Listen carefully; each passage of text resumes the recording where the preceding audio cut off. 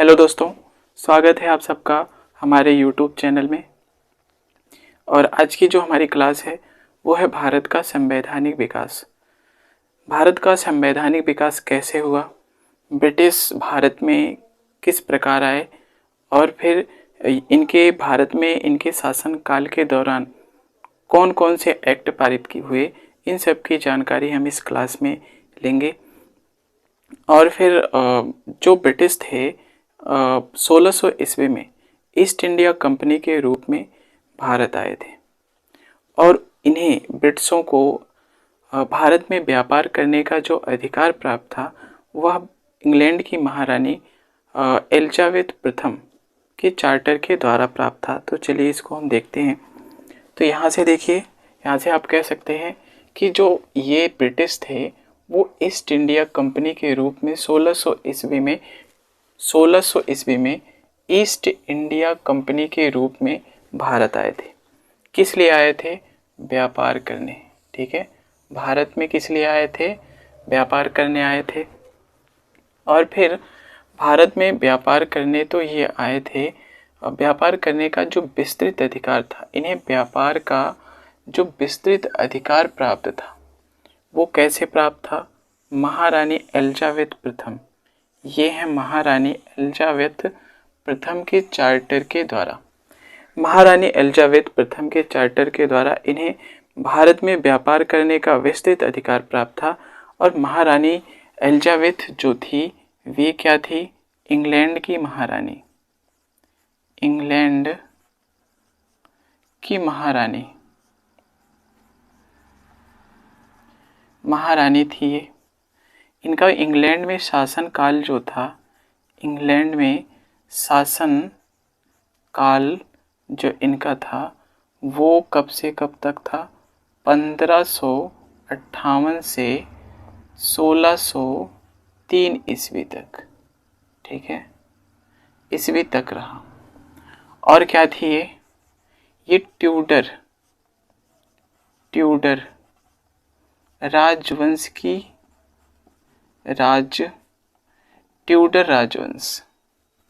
Tudor राजवंश की पांचवी प्लस आखिरी महारानी थी, महारानी। ठीक है, ये जो एलिजाबेथ प्रथम थी इनका इंग्लैंड में शासनकाल 1558 से 1603 ईस्वी तक रहा। और फिर ये ट्यूडर राजवंश की पांचवी और आखिरी शासिका थी। और फिर इसके बाद अंग्रेज अभी तक क्या था? सिर्फ इनका व्यापार चल रहा था भारत में, ये सिर्फ व्यापार कर रहे थे। लेकिन 1765 ईस्वी में इन लोगों ने बंगाल, बिहार, उड़ीसा की दीवानी प्राप्त कर ली।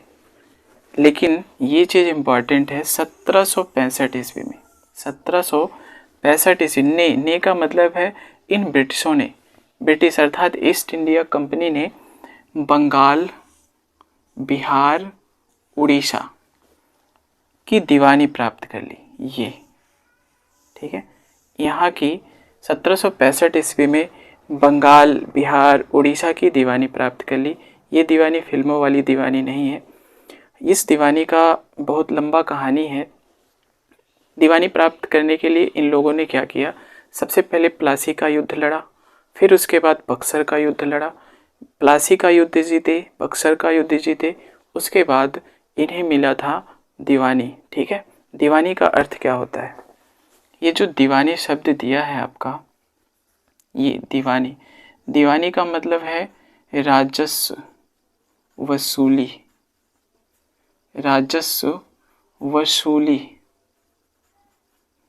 का अधिकार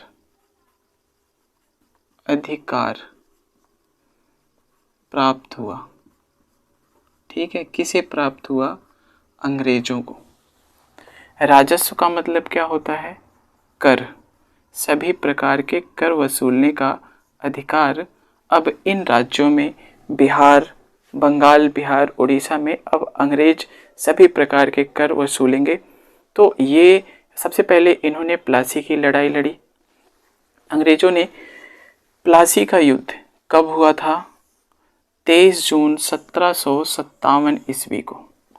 प्लासी का युद्ध जो हुआ था 23 जून 1757 ईस्वी को अंग्रेजों के द्वारा लड़ा गया। और प्लासी है कहाँ? ये जो प्लासी है वो कहाँ है? पश्चिम बंगाल, पश्चिम बंगाल के जिला मुर्शिदाबाद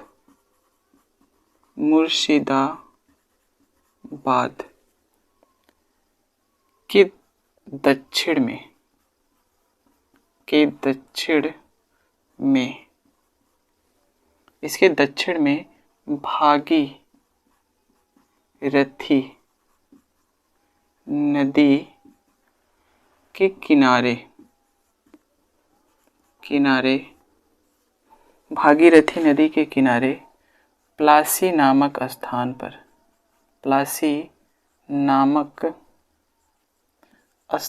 पर, ठीक है।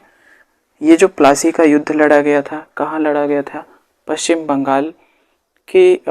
बंगाल के जिला मुर्शिदाबाद जिला है, उसके दक्षिण में भागीरथी नदी के किनारे प्लासी नामक स्थान पर 23 जून 1757 ईस्वी को प्लासी का युद्ध लड़ा गया। और ये युद्ध जो हुआ था किसके किसके बीच हुआ था? युद्ध रॉबर्ट क्लाइव है, एक है रॉबर्ट क्लाइव। ये जो युद्ध हुआ वो देखिए यहाँ से, ये युद्ध जो हुआ था एक था रॉबर्ट क्लाइव था, ये रॉबर्ट क्लाइव है। रॉबर्ट क्लाइव अंग्रेज सेनापति है, रॉबर्ट क्लाइव अंग्रेज सेनापति है। और फिर सिजाउद्दौला, ये है सिजाउद्दौला हैं बंगाल के नवाब हैं। तो जो प्लासी का युद्ध हुआ वो किसके किसके बीच हुआ? रॉबर्ट क्लाइव अंग्रेज सेनापति तथा सिजाउद्दौला बंगाल के नवाब के बीच हुआ। ये दो लोग थे, एक ये था अंग्रेज़ों की तरफ ये, और फिर बंगाल के जो नवाब थे सिजाउद्दौला के बीच हुआ। और इसमें जीता कौन? अंग्रेज़ों की जीत हुई। लेकिन जीतने का कारण, अंग्रेज जो जीतने का कारण था वो सबसे बड़ा कारण था कि मीर जाफ़र की धोखाधड़ी। मीर जाफ़र ने सिजाउद्दौला के साथ धोखा किया था, क्योंकि सिजाउद्दौला का मीर जाफ़र सेनापति था और इसने सिजाउद्दौला को युद्ध में धोखा दिया, जिससे अंग्रेज बंगाल का युद्ध यानी प्लासी का युद्ध जीत लिए। तो यहाँ पर क्या हुआ? कारण क्या था? इनके जीतने का कारण क्या था? मीर जाफ़र, ये है मीर जाफ़र की धोखाधड़ी। इसकी धोखाधड़ी, मीर जाफ़र कौन था? ये सिजाउद्दौला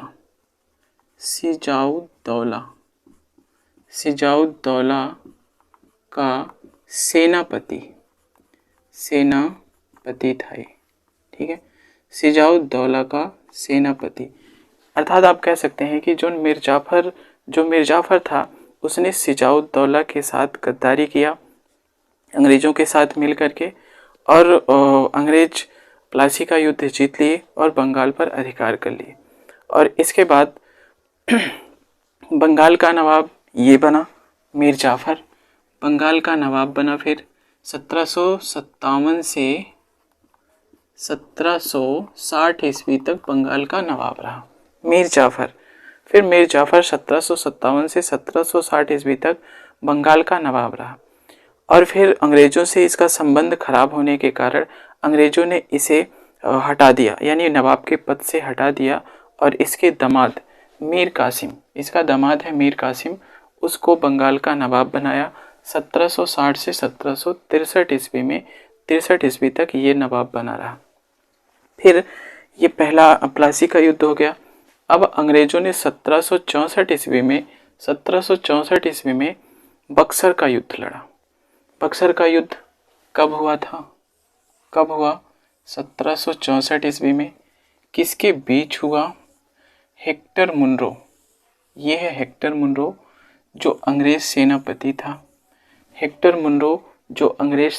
था। और फिर मीर कासिम ये बंगाल का नवाब, मीर कासिम बंगाल का नवाब, और फिर सुजाउद्दौला अवध का नवाब, तथा शाह आलम द्वितीय मुगल सम्राट। इन सब ने मिल करके युद्ध लड़ा, जिसमें एक तरफ था ये अंग्रेज और दूसरी तरफ ये लोग थे। ठीक है, ये दूसरी तरफ थे। मीर कासिम, सुजाउद्दौला, शाह आलम द्वितीय ये एक साइड थे और अंग्रेज एक साइड थे, लेकिन इसमें भी अंग्रेजों की जीत हुई। कौन जीता? अंग्रेज जीत गया। अंग्रेज द्वारा विजित क्षेत्र, इसमें जीतने के बाद अंग्रेजों ने इस बक्सर के युद्ध लड़ने के बाद अंग्रेजों ने जो क्षेत्र जीता था वह क्षेत्र कौन था? कुछ इस प्रकार से था ये। ठीक है, इलाहाबाद तथा उसके आसपास का क्षेत्र, ये अंग्रेजों ने इस पर अधिकार कर लिया, लेकिन इसे अंग्रेजों ने फिर सम्राट को वापस दे दिया। सम्राट यानी इन क्षेत्रों को सम्राट को वापस देकर इसके बदले में सम्राट का मतलब कौन था? शाह आलम द्वितीय। सम्राट को इसे वापस दे करके इसके बदले अंग्रेजों ने बंगाल, बिहार, उड़ीसा की दीवानी प्राप्त कर ली। दीवानी का मतलब राजस्व वसूलने का अधिकार, सभी प्रकार के करों को वसूलने का अधिकार प्राप्त कर लिया। इसी को 1765 ईस्वी में, ठीक है, अब यहाँ से हम क्या कह सकते हैं कि ये जो है आपका 1765 ईस्वी में ये आपका इलाहाबाद तथा उसके आसपास का क्षेत्र है, इसे आप कहते हैं इलाहाबाद की संधि। इसे ही कहा गया था इलाहाबाद की संधि। ठीक है, इसे ही क्या कहा गया था? इलाहाबाद की संधि कहा गया था। अब इसके बाद ईस्ट इंडिया कंपनी का शासन भारत में 1757 ईस्वी से 1858 ईस्वी तक रहा। ठीक है, इनका जो शासन काल रहा वो कब से कब तक रहा? 1757 से 1858 ईस्वी तक ईस्ट इंडिया कंपनी का शासन काल रहा। ठीक है, तो यहीं से इसी बीच 1757 से 1858 के बीच ब्रिटिश संसद ने विभिन्न अवसरों पर अनेक कानून अथवा आदेश पत्र जारी करते रहे, जिससे भारत में धीरे धीरे भारत के संविधान का विकास हुआ। अर्थात भारत का संवैधानिक विकास इस प्रकार से हुआ। और फिर इनके बीच जो एक्ट पारित किए गए थे वो दो रूपों में थे। एक तो ईस्ट इंडिया कंपनी के अंतर्गत, दूसरा था ब्रिटिश क्राउन के अंतर्गत। दो रूपों में, यानी पहले ईस्ट इंडिया कंपनी का शासन रहा, कब से कब? 1757 से 1858 ईस्वी तक। इसके बाद भारत में, यानी भारत के जो क्षेत्र थे जिस पर अंग्रेजों का अधिकार था, ईस्ट इंडिया का अधिकार था, उन क्षेत्रों का अधिकार अब सीधे ब्रिटिश सरकार को चली गई। तो यहाँ से ब्रिटिश क्राउन के अंतर्गत ये है। तो दो रूपों में भारत का संवैधानिक विकास हुआ। एक तो ईस्ट इंडिया कंपनी के अंतर्गत, एक है ईस्ट इंडिया कंपनी के अंतर्गत है, दूसरा ब्रिटिश क्राउन के अंतर्गत। जो ईस्ट इंडिया कंपनी के अंतर्गत है उसको हम ईस्ट इंडिया कंपनी तथा ये आपका ब्रिटिश क्राउन, इन दोनों को एक ट्रिक के माध्यम से हम याद कर सकते हैं। जैसे पहला है ये वाला, देखिए, यह है रे पी चाचा चाची। इनका सन है 73, 84, 93, 13, 33, 53। रे से मतलब है रेगुलेटिंग, पी से है पिट्स इंडिया, चा से है चार्टर, चा से है चार्टर और ची से है चार्टर। तो यहाँ से एक बात आपको मिला, यहाँ से क्या है, चा हो या फिर ची हो, इन दोनों का मतलब हो रहा है चार्टर। ठीक है, ये चीज़। रे से रेगुलेटिंग, पी से पिट्स। अब सबके पीछे एक्ट जोड़ दीजिए तो रेगुलेटिंग एक्ट हो गया। इसके पीछे एक्ट जोड़ेंगे, ठीक है, इसके पीछे एक्ट जोड़िएगा तो रेगुलेटिंग एक्ट हो जाएगा। इसके पीछे एक्ट जोड़िएगा तो इसके पीछे एक्ट अगर जोड़ेंगे तो पिट्स इंडिया एक्ट हो जाएगा। इसके पीछे एक्ट जोड़िएगा तो चार्टर एक्ट। इसके भी पीछे एक्ट जोड़ दीजिए, इसके भी पीछे एक्ट जोड़ दीजिए, इसके भी पीछे क्या करना है, एक्ट जोड़ देना है। तो देखिए regulating act, Pitt's India act, charter act, ठीक है, ये हो गया। अब इनके सन को हम कैसे याद करते हैं? सन को स्टार्ट करना है, स्टार्टिंग 17 से है, लेकिन पीछे के 2 वर्ड लिखने हैं। पहला है रेगुलेटिंग के लिए 73, 84, 93, 13, 33, 53, ठीक है, लिख लीजिए। 73, फिर 84, फिर 93, फिर 13, फिर 33, फिर 53, ठीक है। अब इसके आगे का जो है वो वाला शब्द, यानी इसके आगे जो है स्टार्टिंग कहाँ से है, 17 से है। 73 के आगे 17 होगा। अब 73 के बाद कौन आता है, 73 क्रमागत, ठीक है। 73 के बाद 84, तो यहाँ भी 17 ही होगा। अब फिर 93 है तो यहाँ भी 17 होगा, लेकिन 93 के बाद 94, 95, 96, 97, 98, 99, 100, 100 जब होगा तो इसके पीछे वाला एक अंक बढ़ जाएगा, यानी 17 का 18 हो जाएगा। तो यहाँ पर हो जाएगा अब 18। अब यहाँ पर भी 18, क्योंकि 13 के बाद ही 33 आता है। अब इसके बाद 33 के बाद 53 होगा, ये भी 18 रहेगा। तो ये पहला वाला पूरा हुआ, ये वाला। अब दूसरा देखते हैं, दूसरा क्या होगा।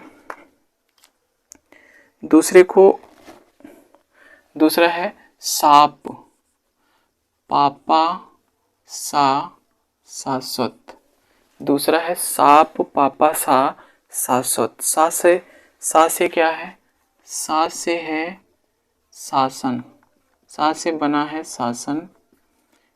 पा या फिर पा से बना है परिषद, और स्व से बना है स्वतंत्रता, ठीक है। स्व से बना है स्वतंत्रता। तो सबसे पहली बात देखिए, ये वाला सा से शासन, पा से परिषद, फिर पा से परिषद, फिर पा से परिषद, फिर सा से शासन, फिर सा से शासन, फिर ये चीज़ एक साथ स्वत से बना है स्वतंत्रता। इसमें क्या करना है, पीछे अधिनियम जोड़ दीजिए, आगे भारत जोड़ दीजिए। पीछे अधिनियम, आगे भारत। यहाँ पे लिख दीजिए भारत, यहाँ पे भी लिख दीजिए भारत, ठीक है। यहाँ पर भी लिख दीजिए भारत, यहाँ पे भी लिख दीजिए भारत, यहाँ पे भी लिखिए भारत, यहाँ पे भी लिख दीजिए भारत, यहाँ पे भी लिख दीजिए भारत, ठीक है।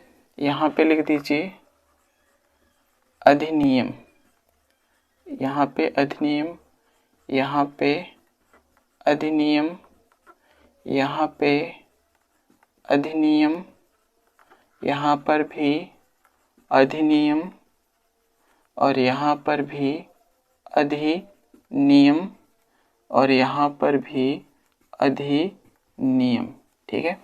हो गया भारत शासन अधिनियम, याद हो गया, ठीक है। सा है शासन है, और यहाँ पर भी आप लिख दीजिए अधिनियम, अधिनियम। भारत शासन अधिनियम, भारत परिषद अधिनियम, भारत परिषद अधिनियम, भारत परिषद अधिनियम, भारत शासन अधिनियम, भारत शासन अधिनियम। लेकिन भारत ना लिख करके लास्ट में भारतीय बना लीजिए, ठीक है। यहाँ पर आप बना लीजिए भारतीय स्वतंत्रता अधिनियम, ठीक है। भारत ना लिख करके भारतीय में थोड़ा सा चेंजिंग कर लीजिए, भारतीय, ठीक है, भारतीय स्वतंत्रता अधिनियम। अब इनके सन को लिखते हैं, पीछे वाले वर्ड। इस सा के लिए क्या होगा, 58, 58 लिखिए यहाँ पे। इस पा के लिए क्या होगा, 61 लिख लीजिए।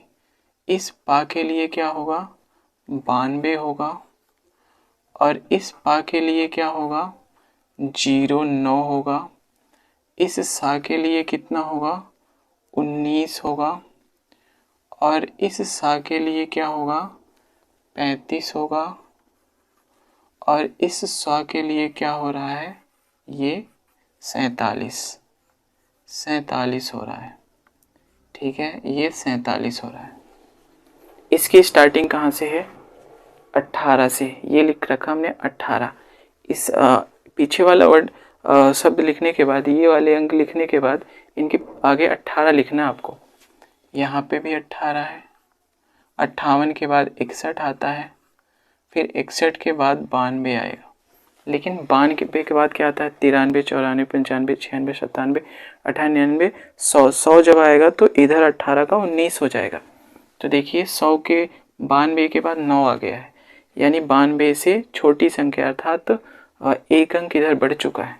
18 का क्या हो जाएगा, 19 हो जाएगा, और 9 के बाद 19 आता है, ये भी 19 रहेगा। 19 के बाद 35 आता है, फिर ये भी रहेगा, और फिर यहाँ पर क्या आ जाएगा, 19 आ जाएगा। तो दोस्तों इस प्रकार से सारे अधिनियम आपको याद हो जाएंगे बस 1 मिनट में। रेपी चाचा चाची, 73 84, 93 13 33 53, और फिर साप पापा सा शाश्वत, इसको याद कर लीजिएगा। 58 61 92, 09 19, और फिर 35 47 हो गया याद। ठीक है, और फिर अगर आपको हमारी वीडियो अच्छी लगे तो आप हमारे चैनल को सब्सक्राइब कीजिए, लाइक कीजिए, कमेंट कीजिए और शेयर भी कीजिए, ताकि हम आपको और डेली क्लास हम आपको संविधान की प्रोवाइड कराते रहेंगे। धन्यवाद।